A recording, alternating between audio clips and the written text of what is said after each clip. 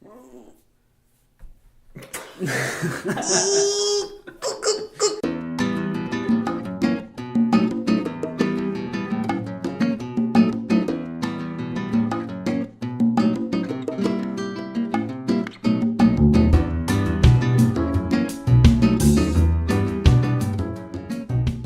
drink some wine. Hi, everyone. We are the Wine Brothers. This is Bryan Hinchberger. This is Paul Hinchberger. We're brothers. We drink wine. So today, I've got to say, this is one of my, I absolutely adore and love these wines and this house and this guy. I love it. So this is Fatalone. Fatalone is coming from Puglia, so the heel of the boot. Mm-hmm. So you imagine the boot and the little heel. So right about where the armpit of the boot happens, in between 35 kilometers from both seas of the water, is a little tiny region called Gioia Colle. Now Gioia Colle is a very small wine region known for their Primitivo. And if you head south, you get into Manduria and you get into Salento, where Primitivo is also, big wig. But Gioia Colle to me makes some really serious stuff. So Fatalone is now a fifth generation estate. Pasquale Petrera is the fifth generation. He's, our age and super awesome. He's like, I consider, we're like totally like this. Mm-hmm. He's kind of like a brother from different mother. You're my brother from the same mother. Yeah. He's my brother from a different mother. Mm-hmm. And Pasquale's super awesome. So his family has been farming in this little same plot for a really long time, making gorgeous, gorgeous wines. So we're going to get into a few different styles of Primitivo. But first, he makes one particular white wine from, we're talking tiny little production of Greco. Greco is the grape, and he only has, I think, a hectare or two of Greco that he makes this 100% varietal from. So typically you'll find like Greco de Tufo, which comes from the west side of the southern part of Italy. But he has kind of his own take on it. This goes through both natural or regular fermentation and malolactic fermentation, all naturally. Mm-hmm. Pasquale, they are certified organic. They are super low sulfur content, very, very hands-off, very small eco footprint. Everything there, here's their estate, and all their vines surround the estate. So actually bringing grapes into the cellar is awesome. But this Greco is amazing, super floral, gorgeous aromatics. Paul, talk to me about Greco. Well, it's very different from Greco de Tufo. Absolutely. It's much more tropical. Like I'm getting prickly pear and papaya, kind of. But then there's some apple and pear notes, regular pear. Kind of a cool little honey note on the nose as well. Mm-hmm. Absolutely. The aromatics are so cool on this wine. Yeah, very. See what I'm saying? See what I'm saying there? But the acidity is still fresh. It's really, really clean. This is called Bianco Spinamarino. Spinamarino is the hill that the estate of Fatalone sits on. So Puglia is a very flat area, but up in the northern part of Puglia, which actually isn't very far north Puglia, is a little. There's some hills. It's the Alps, as you would call it, of southern Italy. So there's a whopping hill, and they are perched on it. But what's really neat is long, long ago, in the Oligocene period, I think is what it's called, 3 million years ago, there was Italy. And then there was Salento, the southern tip of the heel of the boot. Mm-hmm. And in between was a strait of water. So where Gioia Colle sits, literally was all underwater. So the old, limestone fossil beds, essentially, there's marine fossils riddled throughout here, was just this amazing, thick, heavy bedrock that they literally, when they put in new vineyards, they have to chop all of it up, put it all into, kind of pebblize it, and plant their vines because it is solid rock. Interesting. Which I'll get to in a little bit with the next wine. But tell me more about the Spinamarino. Anything more you want to chat at? No, just delicious. And it's kind of coming. It's kind of changing as it's opening up. I love the aromatics. Yeah, and the aromatics show through on the palate. That little honeyed tone still is there. Little lemon lime zest. A lot of acid on the palate. A lot of acid. Very well fresh. balanced, very clean. I love this wine. Good. It's absolutely stunning. Really, really fun with food. Fresh cheese, cheeses, salads, fish. It's a pretty versatile little bottle. So now, the really cool part of Gioia Colle is the Primitivo production. So typically people think of Primitivo as, hey, and actually look at this, because this does not necessarily remind you of Primitivo that everybody sees. Because a lot of people will consider Primitivo the same as Zinfandel, very, very closely related. They have the same parents, essentially. And so you can really make an early ripening style of Primitivo, big, jammy, kind of over the top done. It gets, it ripens early, so the alcohols are huge. But what I love about Pasquale's wines is he literally makes gorgeous, balanced Primitivo. This is built much more like a rosé, if you can't tell, but it comes from the fruit called the riceme. And riceme, this is one of the only varietals in the entire Mediterranean, the Primitivo from Gioia Colle, that has a second budding fruit that is delicious and very usable. So when the initial fruit onset happens, 3 weeks later, more fruit forms.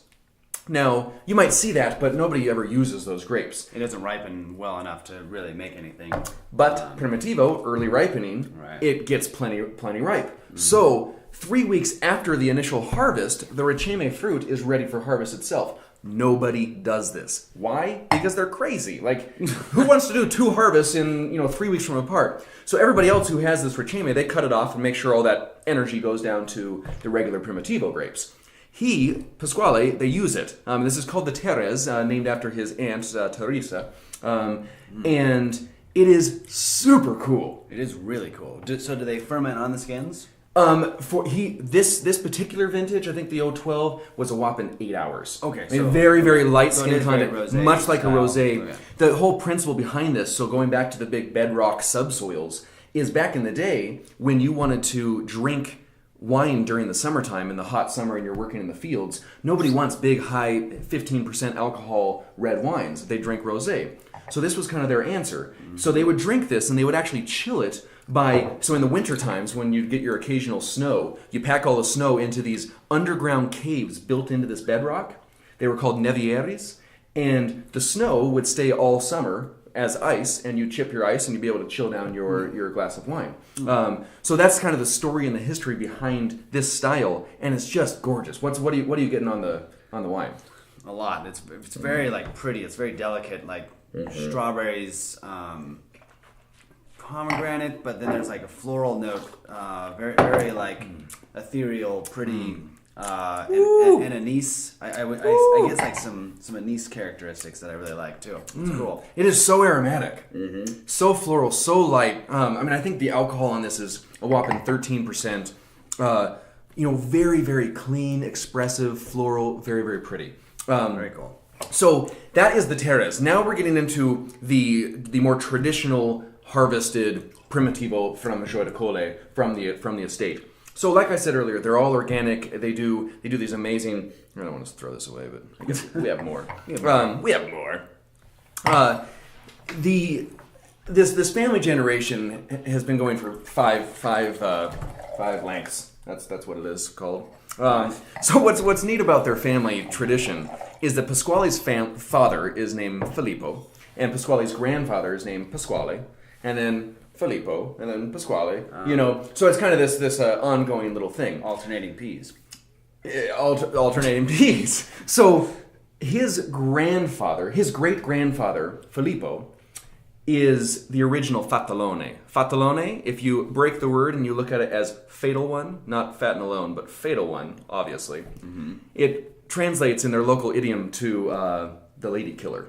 The one who woos the women. Yeah. Now, Pasquale... I'm the lady killer of the 2 brothers. That's for another time. That's for another story. Pasquale, he's a good-looking Italian dude. He's Italian. He's got it made. He talks like this, Sorry, Pasquale, that was a bad interpretation. But so what? And then there is now a 6th generation. Pasquale, they just had a little baby boy, and guess what his name is? Filippo. He's the next lady killer. So this is kind of the bread and butter of their estate. In 1987, they were the first ones to actually bottle Primitivo from Gioia Colle. They'd always been making it, but they're core to the development and the growth of the DOC of Gioia Colle. So they're first to bottle, and they make these beautiful Primitivos. So what do you get on this regular, the classic Primitivo? I'm getting kind of like stewed strawberries and plums. Definitely has a lot darker fruit, and kind of that just real rich fruit. It's very rich, darker, earthier. Yeah. But still, you put it on the palate, and it's weightless at the same time. Right. Yeah. You know, they're so balanced. They're so clean. They're so fresh. The acid is so pure. And I just think these wines are stunning. So what's cool, you know, the Terez is only stainless steel. You know, only free run juice, only stainless steel. This sees natural fermentations, both regular and malolactic, in stainless steel. About 6 months later, it goes into giant, large Slavonic oak barrels. Spends about 6 months there, and he then puts it back into stainless steel, and essentially lets it kind of reintegrate before bottling. Huh. So beautiful, super pretty, really, really well developed, very complex. Yeah, they are hands down to me, obviously just to me, but the greatest Primitivos on the planet. They're amazing. So as you're pouring the Reserva, the cool thing when they deal with their Primitivo that sees wood aging. So you know he's totally geeky. I mean, low sulfur, organic, low carbon footprint, zero emission estate, but also to kind of put the little cherry on top of the pie. Anything that goes into wood, he plays music therapy to. So down in the cellar, while it's aging in wood, he takes advantage of the sound waves. So he plays things like the Borghese Bach concertos, which is kind of a biodynamic philosophy of music. But he takes advantage of the rhythmic pulsing against the wood barrels to just kind of work with the microoxygenation of the wine, which is awesome. Yeah, and you know, cool. he's a physicist and super geeky, and I love it, and I love the concept. And what it does is it just shows there's so much love in all of these bottles. So the Reserva, kind of treated the same way, but it spends 10 months in that large oak, and then spends longer time in bottle before release. But complex, deep. Talk to me. Yeah, it's more refined. It's got all the same stuff, but the length is just going. I'm still tasting all that like. Oh my god.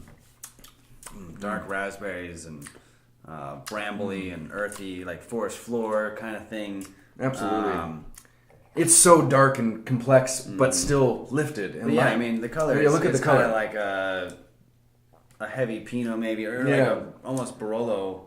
Definitely type thing. Yeah. First time I met Pasquale, I thought these wines are as serious as any big serious hitter Brunellos, Barolos of Italy.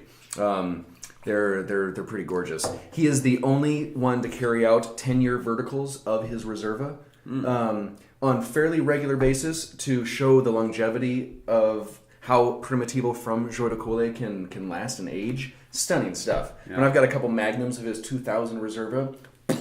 Mind-blowing. Amazing wines. So if you can grab some of these bottles, they're starting to become highly sought after all around the world. He's getting some really great praise for these wines. Check them out. Fatalone from Gioia Colle in Puglia. And until then, chin chin. Cheers.